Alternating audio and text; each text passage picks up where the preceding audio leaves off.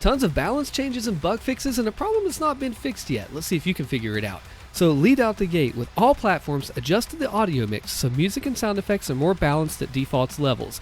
They say go back to default settings or you're going to be blared out. So it looks like that they fixed that mixing so you don't have to go 100% music volume and like 50% on the sound. Now, there is still something worth talking about in detail, that the mix itself is not fixed, in that the heavy music, it doesn't start as early as it should, or it dies out before it does. The timing of the music is what needs fixed. So the volume is now fixed, so now what they need to do next is go to the timing. I've been talking to a friend of mine for more detail on that, and it's a whole other subject, but timing is key. So the amount of health drops during Atlan missions is less, and now the sprint visuals are disabled for auto sprint. Yes, I didn't use auto sprint on my first playthrough.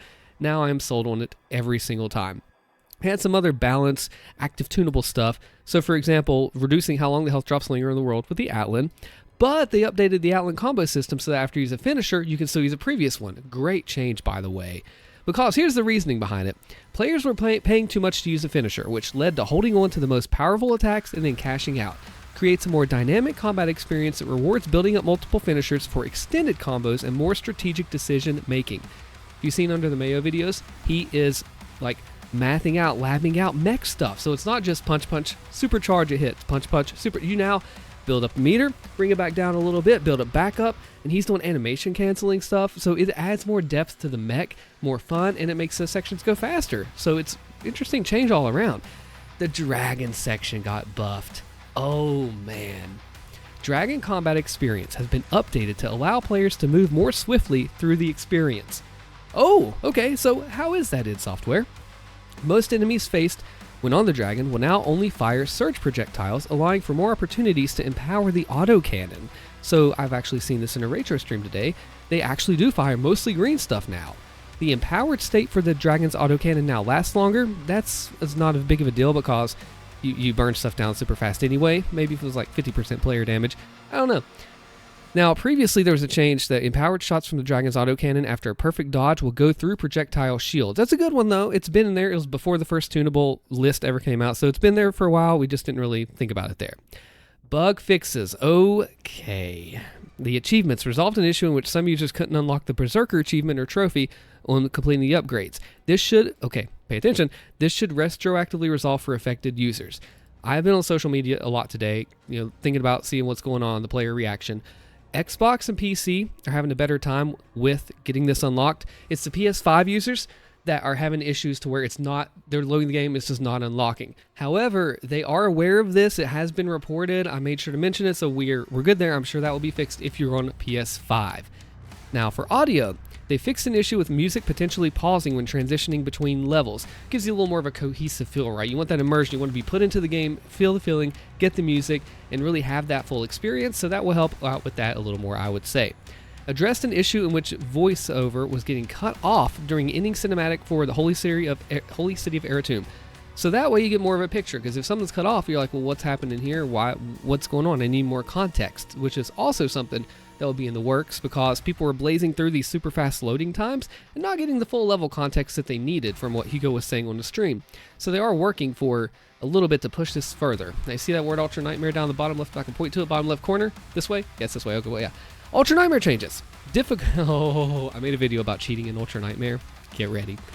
Difficulty settings. Adjusted the modified tag to persist after reverting to default settings in Ultra Nightmare. Again, this is a single player game. Cheat it if you want to. You're just cheating yourself. Whatever you want to do, I'm not going to stop you, okay? Just don't brag about it.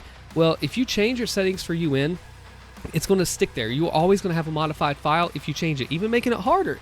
So my prediction on social media now, people are going to post, I beat Ultra Nightmare. Now people are going to be like, show us your save file. Show us your sliders, even more than they do now. But now, your file will always be marked as modified when this point happens. Fixed an issue in which the death marker did not display the correct enemy name when killed by an armored leader or enforcer. Okay, that's a cool change, I guess. I mean, you want it to be correct regardless in the game, but I think the first one's a little bit of a bigger deal, so to speak. Address the death marker so it no longer displays question marks when the player is killed by the ground spike AoE attack from any Cyber Demon variant. So that way you actually know what killed you, even though you probably know if you're fighting a Cyber Demon toe-to-toe as you stand and fight or run and fight, whatever it may be. So we get that one taken care of. Updated the death markers of the Mancubus, who fires acid hazards, name now displays correctly. So it's nice little quality changes there. Cinematics, little spoiler here. Fixed an issue in which the sound effects were not consistently playing during the interstitial sequences in the old one boss fight. So you want the sound, you want to have that ability to know what's going on, you hear it so you can react promptly and properly to what's happening. So having a sound issue fixed is massive, because Doom is a game where the sound is key. You need to have that situational awareness to know what's going on in front, behind, around, all the times. So sound issue being fixed is a big deal in my book, which is why I'm curious about the music as well. Fixed an issue with music potentially dropping out during cinematics. That's not really gameplay oriented, but it does kind of take you out of the mood. If you lose the mood if you have the music drop out. If it's something intense, something heavy, crazy, you want that full sound, you want that full experience, and you want to be able to play it as intended.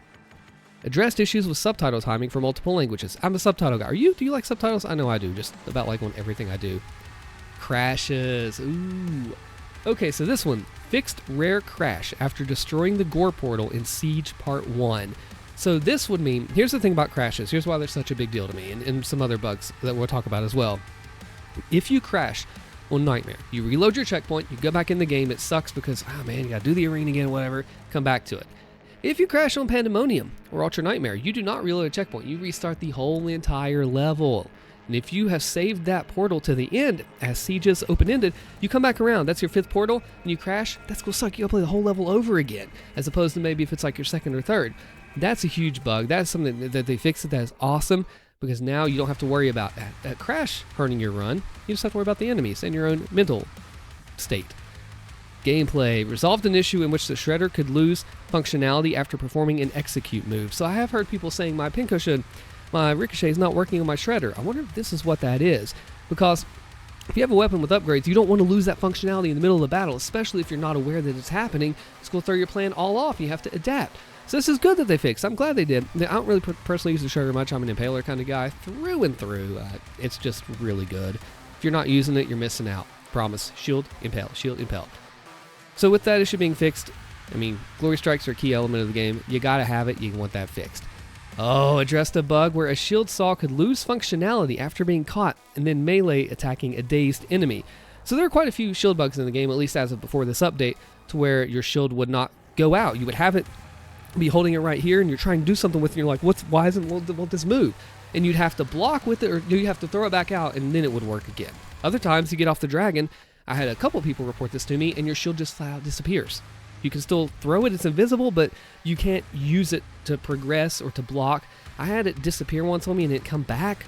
It's strange, so it's tough because there's a lot the devs are working with. There's so many different elements that go into this game. Your guns, your melee, your shield, so many factors. The shield does so many things. It's hard to pinpoint down exact things happening. That's why it's good to have video to be able to see what's messing up. But with that being fixed, chef's kiss, love that. Ooh, fixed an issue with upgrade functionality not working when re-equipping a shield rune after maxing out the upgrades. I haven't noticed this personally myself, but if there is an upgrade that's not working and you think it is because you put your points to it, you put your points to it, you want it to work because that could be used to another gun to still keep you more effective in battle, but if this doesn't work, now it's fixed and you don't know it's not working, that's a bit of an issue. Thankfully, I didn't even know this was a thing, so I guess what's that say about me? But now that they fixed it, we should be good there. What is the next gameplay bug? Oh, those menus. Ooh, this one's a good one. Fixed an issue in which some players were unable to select and enter the holy city of Eratum via the level select menu. So that is the thing. There have been some bugs we'll talk about here in a second as well that you definitely want to hear, you need to know. So if you can't enter a level, that's a problem because you want to play that level. You want to progress if this stopped progression. I didn't run into this bug personally, so I can't say 100% which way on there. This next one's good. Mono has been asking about this in the Discord. If you don't know Mono, they made a 200-page Doom lore book, which is insanely just hats off to you, Mono. The Battle Knight Codex is now obtainable and will appear in the Codex menu. Fantastic. That way you see the Arachnotron as well. That way you get what you do, you kill the enemy or you just go back to them and fight them and you'll get it. So that's what you need to do. Address the issues in which chapter selection text in the command bar UI element would flicker. Okay, cool visual thing. You want it to be fixed. You want it to work right. Fixed an issue encountered by some players where campaign map completion was reset to 25% after the previous update. That's a big one because if you complete a level, especially 100%, you want that completion done. You want to be able to go in and say, hey, this is fixed, this is good now. So I like that update. I rank that one pretty good. Oh, I reported this in a video before. Resolved an issue in which players could skip to future levels by highlighting them in the level selection menu. Someone on Reddit posted this, and what you could do is you could literally just go mouse over or whatever and go play a future map that you had no access to, and you completed it and it would put you back. So you wouldn't actually get the credit completely to progress, but you would get to play a map you had no intention of playing, and it was locked behind the visual at that point. Wow. That's been fixed. Good job, id Software. The Arachnotron Codex page now appears consistently within the dossier. That is good too. Battle Knight, Arachnotron were both missing. The fish issue with the field of view issue with menu slider could lose functionality after cutscenes or shield bashing through a wall. I play with like 115. That's cool. I like it. It's fixed. Resolved issues in which opening and closing the dossier and relaying checkpoints could cause the Shredder Barbed upgrade to unequip itself, and the Pincushion and Ricochet upgrades will be equipped simultaneously. And that reminds me of the old bug in, was it 2016 or Eternal, to where you could have the precision bolt power with the micro missile speed. So literally your micro missiles that you fired them out as fast as you could had the power of a precision bolt. That is literally insane. So I don't know if this is different. This is very nice. Now this is a good one too. Menus. The M marker is now present on campaign save files that have been modified. So again, up with the Ultra Nightmare, this does not just affect UN players, this affects all players. If you modify a run, you can't say that you didn't do it. Whether that's good, made it harder, made it easier, you gotta be honest. It calls for honesty, right? It's not shaming players for modifying it. That's the intent of the game as a game design. It's calling you to be honest in what you say you do or don't do. Love that. Rendering added additional control to customize image contrast with HDR. It appeared washed out. People talked about, they're like on PlayStation or whatever, they're like, hey, my visuals are all messed up. They don't look good. They look fuzzy. And maybe that was fixed, maybe not, but this is good. This is a bit outside of my wheelhouse when it comes to what exactly this impacts, but it's good to see. And I've had people asking me, like, Austin, how do I report bugs? What do I do? Well, they tell you right here. You can look at the latest tunables that are updated here, or if you're still experiencing issues, please holler at our amazing customer service team here. So that is what you do. Bethesda support to fix the issues.